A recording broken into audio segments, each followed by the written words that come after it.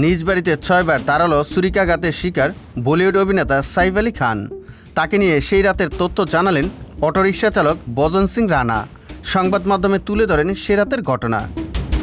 বৃহস্পতিবার 16 জানুয়ারি রাত 2:30 নাগাদ মুম্বাইয়ের বান্দ্রার বাড়িতে দুর্বৃত্তের হাতে 6 বার ছুরিকাঘাতের শিকার হওয়ার পর সাইফকে দ্রুত লীলাবতী হাসপাতালে নিয়ে আসেন তার বড় ছেলে ইব্রাহিম।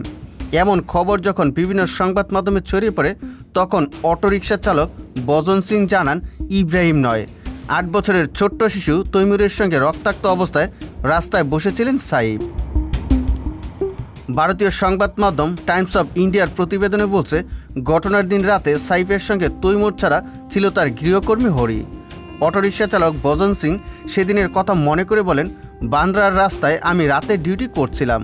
হঠাৎ রিক্সার শব্দ শুনতে পাই। ইউটার্ন নিয়ে বান্দ্রায় ওই বিলাসবহুল ভবনের সামনে আসি। বজন সিং আরও বলেন, আমি দেখতে পাই সাদা রঙের পোশাক পরা একজনকে, যার গা ও পিঠ থেকে অজরে রক্ত ঝরছিল। তিনি শঙ্কিত ছিলেন না। আমাকে বলেন লীলাবতী হাসপাতালে নিয়ে যেতে। আমি তাকে জানাই আমি দ্রুতই তাকে সেখানে পৌঁছে দেব। বজন সিং সংবাদ মাধ্যমে জানান, তখন তিনি বুঝতে পারেননি বলিউড তারকাকে তিনি তার রিকশায় উঠাচ্ছেন। ওই সময় সে শুধু একজন আহতকে দ্রুত শর্টকাট রাস্তায় গন্তব্যে পৌঁছতে চেয়েছিলেন মাত্র। তবে হাসপাতালে সঠিক সময়ে পৌঁছে দেওয়ার পর তিনি বুঝতে পারেন তার যাত্রী ছিলেন বলিউড তারকা সাইফ আলী খান। এ সময় সাংবাদিকরা বজনের কাছে জানতে চান সাইফের সঙ্গে ওই সময় কে কে ছিলেন। বজন সিং জানান, সাইফের সঙ্গে 2 জন ছিলেন, ছোট্ট শিশু তৈমুর, আরেকজন গৃহকর্মী হরি। একই কথা বলছেন লীলাবতী হাসপাতালের প্রধান নির্বাহী অফিসার নীরজ উত্তমনি।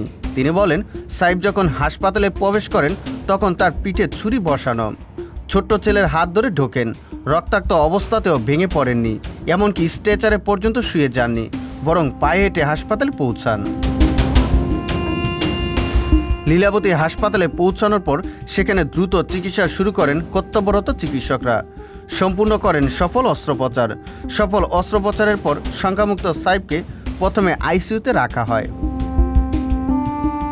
এরপর শারীরিক অবস্থার উন্নতি হলে তাকে আইসিইউতে রেখে জেনারেল বেডে স্থানান্তর করা হয়।